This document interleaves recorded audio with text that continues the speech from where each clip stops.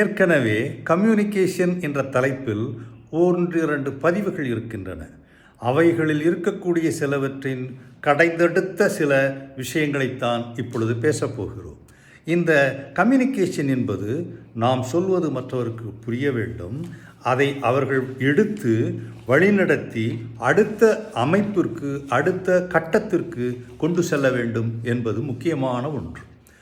இந்த கம்யூனிகேஷன், அதாவது கருத்து பரிமாறலில் கருத்து சிதறல்கள் இருக்கும் பொழுது கருத்து வேறுபாடுகள் வருவது தவிர்க்க முடியாததாகிவிடும். ஆகவே பேசுவதில் கவனம், என்ன சொல்கிறோம் என்பதில் ஒரு தெளிவு, இவை இருந்துவிட்டால் எல்லா விஷயங்களையும் நாம் ஏறக்குறைய சாதித்து விடலாம். ஒரு தலைமை பண்புக்கு மிகவும் தேவையான ஒன்றாக அதை நீங்கள் எடுத்துக்கொண்டு சென்றீர்களானால் அதுதான் உங்களை எங்கிருந்தாலும் நிச்சயம் உச்சிக்கு கொண்டு செல்லும். சரி, அவ்வளவு எளிதாக என்னால் பேச முடியாது. நீங்கள் பேசுவதில் உங்கள் உடல் மொழியும் இருக்கிறது, உங்கள் உள்ளத்து உணர்வுகளும் இருக்கின்றன. நேர்பட பேசும்பொழுது இருக்கக்கூடிய மொழி வெளிப்பாடும் இருக்கிறது. இவைகளை நீங்கள் தகுந்த முறையில் பயிற்சி செய்தால் நல்ல விளைவுகள் ஏற்படும். அடுத்ததாக ஒரு நெகிழ்வுத்தன்மை, ஃப்ளெக்சிபிலிட்டி. யாராவது உங்களிடம் வந்து இதை இப்படி செய்ய முடியாது, ஏன் முடியாது என்று கேட்பதை விட வேறு எப்படி செய்யலாம், இப்படி செய்தால் சரிப்பட்டு வருமா, நீங்கள் என்ன நினைக்கிறீர்கள், நான் இங்கு மிகப்பெரிய ஒரு இடத்தில் இருக்கிறேன், நான் போய் இவர்களிடம் கேட்பதா என்ற ஒரு தப்பான எண்ணத்தை உதைத்து தள்ளிவிட்டு கேட்டு அதன் மூலம் ஏதேனும் ஒரு நல்ல விஷயம் நடந்தால் உங்களுக்கும் நல்லது, உங்களோடு இருப்பவர்களுக்கும் நல்லது, நிறுவனத்திற்கும் நல்லது, எவ்வளவு பேருக்கு எவ்வளவு நல்லது. ஆக flexibility and this flexibility should take you to அது அடுத்த நிலைக்கு உங்களை அது கொண்டு செல்லும் என்பதில் எந்த விதமான சந்தேகமும் கிடையாது.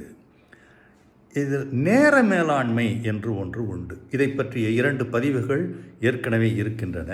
அவைகளை பார்த்தீர்கள் என்று சொன்னால், அதை படித்து பார்த்தீர்கள் என்று சொன்னால், நேர மேலாண்மை இதில் இவ்வளவு இப்படி செய்ய வேண்டும், இந்த விஷயம் உங்களுக்கே தெரிந்தால் அதை நீங்கள் விட்டுவிட்டு அடுத்ததற்கு சென்று விடலாம். நேர மேலாண்மை எப்படி என்றால், ஒரு குழுவில் ஒரு அமைப்பில் ஒரு கூட்டம் கூட்டுகிறார்கள். கூட்டத்திற்கு வந்து சேருவதே நேரம் கடித்து, அங்கும் ஏதேதோ பேசிக்கொண்டிருந்தால் நேர விரயமாகிறது அல்லவா? அதை தடுப்பதற்கு நீங்கள் ஒரு நிறுவனத்தில் முக்கியமான பணியில் இருக்கும் பொழுது நிறுவனம் உங்களை பார்க்கும். நீங்கள் அதை கட்டுக்கோப்பாக கொண்டு செல்வதற்கு நேர மேலாண்மை மிக மிக முக்கியமான ஒன்று. அடுத்ததாக இந்த நேர மேலாண்மையை பற்றி சொல்லும் பொழுது அது நமக்கெல்லாம் சரிப்பட்டு வருங்களா? எப்போ பார்த்தாலும் நம்ம வாட்ஸ்அப் பார்த்து கொண்டு பேச வேண்டும். நேரத்திற்கு நாம் விலை வைப்பதில்லை, நேரத்தின் மதிப்பை நாம் தெரிந்து கொள்வதில்லை.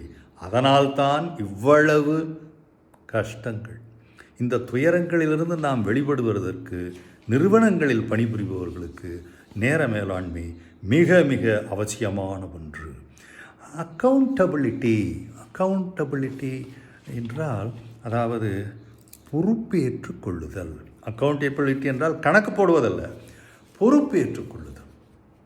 எந்த ஒரு இடத்திலும் இது எப்படி செய்வது என்று யாராவது கேட்டால், தெரியல, அங்கே கேளுங்க, அங்கே ஆஃபீஸ்லேருந்து வரும், தெரியாது. எல்லோருமே பொறுப்பு துறப்பாக இருந்தால் பொறுப்பு ஏற்பு யாரிடம் இருக்கும்? நீங்கள் பொறுப்பு ஏற்பவராக இருந்தால் மேபி சில நேரங்களில் உங்களுக்கு அது ஒரு தலைவலியாக கூட இருக்கலாம். ஆனால் நீண்டகால பணியை மேற்கொள்ளும் பொழுது அந்த பொறுப்பு ஏற்பு உங்களை எங்கோ கொண்டு சென்றுவிடும். ஏனென்றால் கூட இருப்பவர்கள் வேறு யாருக்கும் எதுவும் தெரியவில்லை என்றால் அவரை கேட்டால் சொல்லுவார், சாரை கேட்கலாம் என்று உங்களை நினைத்து உங்களிடம் கேட்க வேண்டும் என்று வருவார்கள். அப்படி வருவதற்கு நீங்கள் உங்களை தயார் செய்து கொள்வது மிகவும் கடினம். செய்துவிட்டால் அதிலிருந்து நீங்கள் விலகுவது மிக மிக கடினம். இவை அனைத்தும் நன்றாக நடந்துவிட்டால் நீங்கள் முன்னேறிச் செல்வது, உங்கள் நிறுவனம் முன்னேறிச் செல்வது தவிர்க்க முடியாதது. சரி, அடுத்ததாக தலைமை பண்புகள். நீங்கள் ஒரு சாதாரண பொறுப்பில் இருக்கிறீர்கள். ஒரு குறுகிய கால அளவில் அடுத்த ஒரு பொறுப்புக்கு செல்லுகிறீர்கள். அந்த பொறுப்பில் நீங்கள் தலைவனாகும் பொழுது என்னென்ன செய்ய வேண்டும் என்பது சில விதிகள் இருக்கின்றன. ஆனால் நான் அப்படி இருந்தேன், இன்னும் நான் அப்படியே சண்டை போட்டு கொண்டு தான் இருப்பேன் என்று சொன்னால் நீங்கள் வீண். செல்லக்கூடிய ஒரு இடத்திற்கும் இருக்கக்கூடிய ஒரு அமைப்பிற்கும் நீங்கள் எவ்வாறு உங்களுடைய நேரத்தையும் உங்களுடைய ஞானத்தையும் உங்களுடைய பண்பாடுகளையும் சேர்த்து கொண்டு செல்லுகிறீர்களோ அந்த அளவுக்கு சிறப்பு பெறுவீர்கள். ஐயோ, அவங்ககிட்ட போய் கேட்டால் எதை கேட்டாலும் தெரியலம்மா, சிடுமூஞ்சி, ஒன்றுமே தெரியாது ஆனால் எல்லாம் தெரிஞ்ச, இது போன்ற ஏகப்பட்ட விஷயங்கள் நீங்கள் கேட்கலாம். அவைகளை கேட்காமல் இருக்க வேண்டும் என்று சொன்னால் செய்து பாருங்கள். எப்படி என்ன செய்வது என்றால், அந்த தலைமை பண்புகளில் மனித நேயத்தை கொஞ்சம் குறைத்து கொள்ளுங்கள், விளக்கத்தை கொஞ்சம் ஏற்றிக்கொள்ளுங்கள், சொல்லும் பொழுது கனிவாக பேசி பழகுங்கள். ஒருவர் இல்லை என்று சொன்னால், அப்படியா, ஏன் இல்லை என்று சொல்லுகிறீர்கள், எப்படி சொல்ல முடியும் என்று அவரிடமே விஷயத்தை வாங்குங்கள். பொதுவாக தலைமை பண்பு என்றாலே நிறைய பேர் என்ன நினைத்து கொண்டிருக்கிறார்கள், நான் சொல்லுகிறேன் நீ கேள். இந்த விகிதாச்சாரம் என்று மாறுகிறதோ அன்றுதான் மனிதர்களுக்குள்ளும் சக ஊழியர்களுக்குள்ளும் ஒரு நல்ல கருத்து பரிமாற்றம் வரும் பொழுது அவர்களும் உயர்கிறார்கள், நிறுவனத்தையும் உயர்த்துகிறார்கள். நீங்கள் உயர்கிறீர்கள். இப்பொழுது உயர்த்துங்கள். நீங்கள் எங்கிருந்தாலும் நிறுவனத்தில் பணிபுரிந்துதான் உயர்த்த வேண்டும் என்றில்லை. தனிப்பட்ட முறையிலே யாருக்கு இது போன்ற உதவிகள் தேவையோ செய்யுங்கள். இதனால் எல்லோரும் பயன்பெறுவோம். செய்வோம், செய்வோம், செய்வோம்.